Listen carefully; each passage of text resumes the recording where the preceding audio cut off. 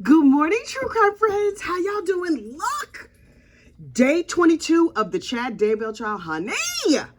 Yesterday, I told you that Nicole Heidemann got up on the stand and she was telling us about the James and Elaina story, right? That is the biblical era fan fiction that Chad Daybell wrote about his love story with Lori. Well, come to find out, parts of it were plagiarized. Oh, yes. I was shocked too. All that nastiness in Jesus talk and how he was triangulating Jesus into his foolishness, child. Plagiarism. And it turns out this lady, I didn't write down her name. I should have written down her name. She has here on the YouTubes, she has a little channel called True Crime, Faith, and Chocolate. She's an LDS lady, like still actively LDS, but not like zombie LDS. She's tier 1 LDS. Like she's a Mormon funeral potatoes Mormon, not a better than you Mormon, and certainly not a zombie Mormon. We've previously discussed the levels of Mormonism. You're gonna have to look back and go look and see what those are. Anyway, so back in the 70s or 80s, unclear which one, there was a popular Mormon musical that had kitschy little songs or whatever. It never went mainstream. It just was real popular over there in Mormon circles, and all the story about how I knew I had seen you someplace before and blah, blah, blah. 100% word for word plagiarized by Chad Daybell. Listen. We knew he was a scumbag, but now we come to find out he's plagiarizing musicals without attribution. Sir, I'm sure he was thinking what can I say that's gonna lure this psychopath into diddling my kibbles and bits? He should have been Lori, I'm just like my country, young, scrappy, and hungry. I'm not throwing away my shot. Ma'am, sir, y'all are a mess. How he gonna... But also, before we get to day 22, there's some other interesting little tidbits that I found out about the Daybell family. Now, listen, we talked about that old Garth Daybell, right? Garth Daybell, Chad's oldest son. And I was like, it just seemed odd to me that a gentleman who was normal age to be unmarried in regular, wider society, in Mormon circles, he seemed a little long in the tooth to be unmarried. And I was like, okay, is he not a returned missionary? Because I thought you were supposed to just marry off them returned missionaries. Maybe he never went on a mission, child. I do not know his business. So anyway, come to find out, one of my evil-eyed watchers reported down in the comments. That's where I get half my news from, the comment sections. Anyway, Garth is actually married. Oh, yes. Garth went and got himself married. Here's the part of this story that has me worried. Garth married a teenager. What? You know what you know about teenagers? What I know about teenagers? If they're young, they're highly moldable. Also, me as a teenager, you wouldn't have wanted me as your wife. Oh, I had a lot of mouth. I had a lot of attitude. Come to think of it, not much has changed. But he married a very young Mormon lady. Ma'am, blink real hard if you need help. Relief Society, I need them Relief Society ladies to be on this situation immediately. Stick close to that sister and make sure he's not saying crazy things to her, because we know the little ticklish brain runs in his family. You know who else has ticklish brain in their family? Lori Vallow. Somebody reported in passing, I did not get this from the comments, I got this from a reliable source like Court TV or something like that, where they said, well, yeah, we all know that Lori's father had mental illness. He did? Did he have mental illness oh, I need to take a pill, I need to take an extra nap, I should maybe not be too stressed out? Or did he have the compulsively need to unalive kind of mental illness? Because those are two very, very different things. Sometimes you need a little Xanax or something like that to help even you out. I don't know what kind of mental illness he had, but did we know he had mental illness? I did not know. I was unaware. So now I know. And I was like, oh, okay. No judgment to her father for having mental illness. But if some of that runs in the family, that delusional disorder, child, I know he used to walk around the house unclothed. Ew, don't nobody want to see their daddy walking around with nothing. Look, I cannot. But look, day 22 of the trial, Nicole Heidemann. Turns out, I said yesterday that she got this story from the emails. No, turns out it was from text messages. These some long text messages. Okay, but the James and Elaina story continues. When last we left, they were dry docking over there at the Best Western, and Chad was like, this is the most magical moment I've ever had in my life. Okay, sir, calm down. But then he was just like, when I saw Lori, I experienced the scientific phenomena known as loin fire. Sir, I'm not sure if you know how science works, loin fire. Okay, so that could mean a couple of different things. That could mean you need to go see a local physician and get yourself a cream or a shot or a pill or something to take care of that. Or you just trying to say you were too messy? Everything filled up? Sir, ew. Reading your story, I'm experiencing the scientific phenomena known as the bubble guts. Yes, sir. No. And so he was just like, and then Elaina reached out and grabbed him by the storm. And I was like, wait. Is that a sugary Mormon drink? Oh, please, Black Jesus, let that be a sugary Mormon drink. I know y'all don't think Jesus is black, but he really was. So anyway, so the prosecution, in all of her nerviness, paused Miss Nicole Heidemann and was like, ask in all seriousness, with a straight face. Now, I knew what the storm was because I watched the Lori trial. I was like, I know this heifer's not going to say this all out in the open court. They should have just passed out ear bleach when they passed out the airline sickness bags. And she was like, from your research of reading all of these filthy, disgusting text messages, did you come to understand what the storm was? And Nicole Heidemann, with a very straight face, said, yes, that is how Chad Daybell referred to his nether regions, his man meat, his kibbles and bits, his thing. The storm? No. Possibly a passing shower. Possibly his sprinkle storm. Sir, I think you're giving yourself a whole lot of credit. A storm? No. Nope. Ooh, I just need to take a little cup of coffee to cleanse my palate because, ew. So in this story, they go on oochieing each other's coochie and going back and forth and rubbing all on each other. Seem like they spent a lot of time just like doing some of that. What do you call it? Dry docking. Just rubbing on each other with clothes on. Something tells me that's not exactly how that went down. Now, listen, I used to be a teenager. We're not talking about me. I'm saying, let's just talk teenagers in general. Teenagers in general will get together and rub their nether regions together. And okay, whatever, I guess that's a form of birth control. But once you get to be grown, I'm going to need you to give me the whole weather system. Give me everything. I'm going to need the rain, the wind, the hail. I'm going to need everything. You're rubbing nothing on me with no intention to go, child? Okay, so whatever. We're not talking about me. We need to stop talking about me because my practices and their practices are clearly very different. Mostly because I would not be caught, unfortunately, unaliving others unless they gave me a really, really good cause. But in this case, you lusting after somebody. You're already in her house. You are committing an adulterous affair, but you're going to stop there. Oh, I'm going to send you nasty messages. I'm going to talk about all the things I'm going to do to your body. I'm going to triangulate Jesus in my mess. Oh, yeah, Jesus told me that I could do nasty things to your body. But you know what we're going to draw the line? We've already pulled the Lord into it, but I'm going to stop before fully docking. Okay, why?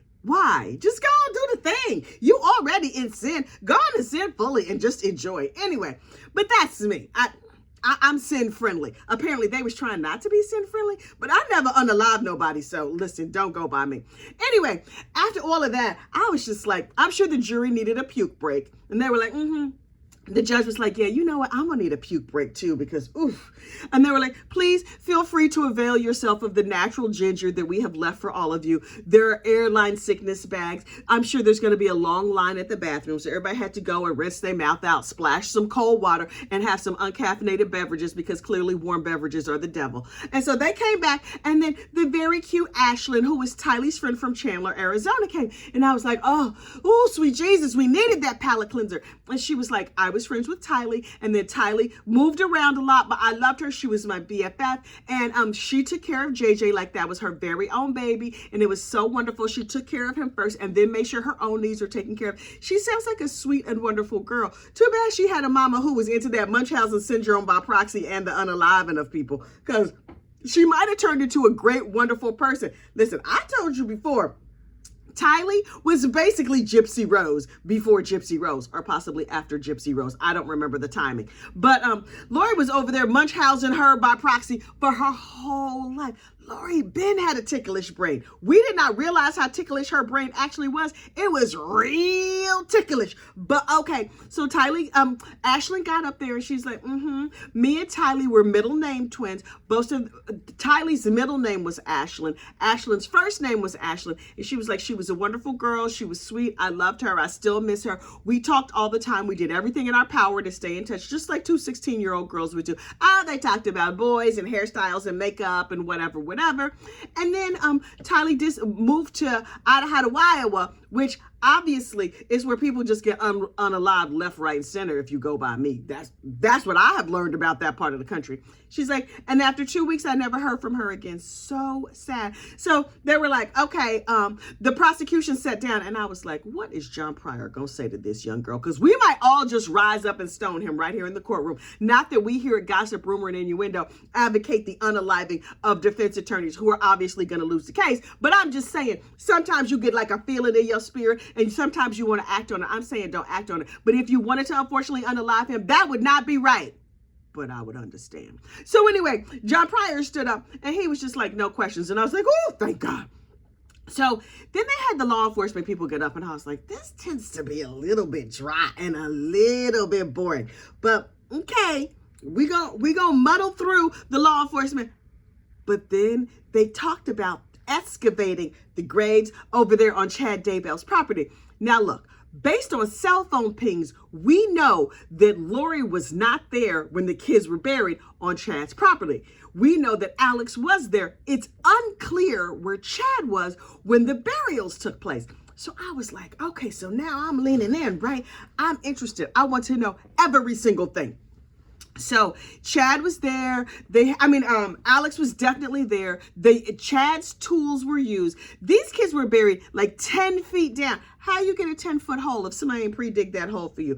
Does Chad Daybell have a backhoe? I'm just curious because you can just like scoop the dirt out 1, 2, 3 real fast and get down to 10 feet. No problem. Did you have to call before you dig? I know in my area you got to call so you don't hit like telephone lines or whatever. I bet you didn't even call before he dug. He's a terrible member of the community. Anyway, so he dug down real deep. I think he pre-dug. And then they put the kids in the hole or whatever. But Tylee was disassembled with the tools that were there in the house.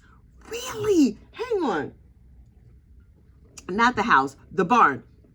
Chad is like, I don't know what happened. I think Alex broke into my property and dug a hole 10 feet deep in only 40 minutes and put the kids in it.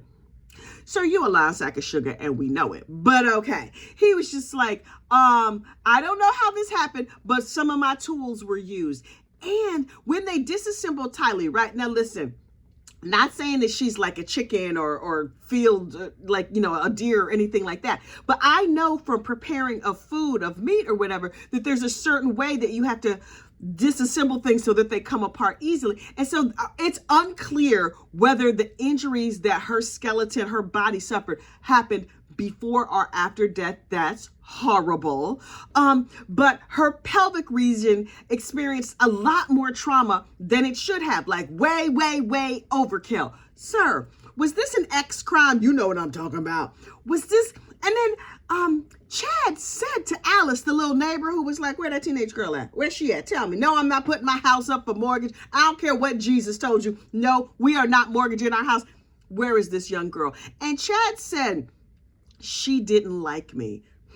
Okay, number one, Chad, you use the past tense when I was talking about a girl who I assume is still alive. Number two, what does the fact that she didn't like you have to do with anything? I don't like you either. Nobody likes you, in case you didn't notice.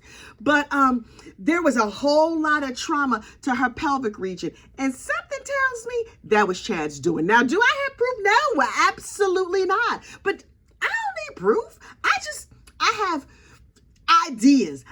The spirit has come over me. And I'm just like, okay, Chad, he's a terrible, terrible human being. Of all of the tools that were there in the shed, I think law enforcement collected like 14, 15 tools, something like that.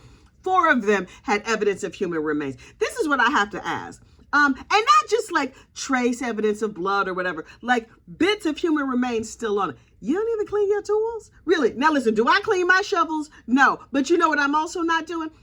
Unaliving people, disassembling people. I will disassemble a chunk of dirt and make a hole to put like a plant in the ground, something like that. That's about as serious as it gets over here. But also, if that has too much dirt on it, I'll at least just like hose down my shovel. Sir, you're terrible and messy.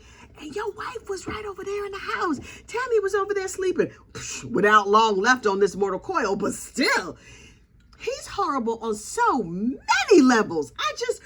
Sometimes you just need a palate cleanser from all this mess. And you know what I got in my mail the other day? Yesterday, I went to my post office box. Wait, I got a note. I got cookies. Y'all know how much I love a cookie. Oh, I spent a lot of time having an inappropriate relationship with cookies. These cookies came in the mail. I promise you this is not an advertisement. I'm just telling you what happened.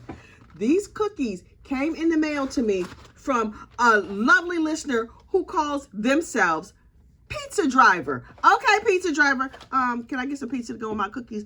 These cookies are called alfores. My Spanish is not that good. Neither is my Portuguese, but I know how to read regular English, unlike Chad Daybell. It says, a gift for you. Kathy, thanks for the laughs from a Sunni fan in Buenos Aires.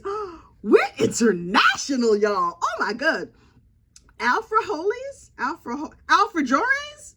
don't know. The national cookie, alfajores are the national cookie of Argentina. They are delicious. Enjoy with your mega coffee. And what you're not going to do is share them. Honey, no lies detected. I had one yesterday. I was like, I'm just going to bite a little piece of the corner. Yo, so good. It's like they're individually wrapped, so I could just take them with me in case I have an alfajore emergency. It's like, think about a moon pie, like an American moon pie, only with caramel in the middle. Yo, I should just apply them directly to my backside because that's where they're going to land. And she sent me milk chocolate ones and white chocolate ones. And no, you cannot have any. They are delicious. Look, there was something. Oh, wait. In addition to the cookies, I had to tell you about one more quick thing, and that is a near-death experience. I know I'm not going to write a book about it, but I got to tell you what happened. So look, my husband, who thinks he's hilarious. Now, he is very cute, and he is kind, and he is lovely. Oh, I love that man. But he had a near-death experience the other day, and that came about when I nearly, unfortunately, unalived him. See, what had happened was we were driving in the car, and he's trying to show me some picture, and I'm like, you see me driving in the car. Why? What are you doing? And he, at a stoplight, he showed me a picture of just what looked like a young man. I was like, okay, who was that? He said, it's me. I said, that is not a picture of you. I knew you when you was young. That is not you.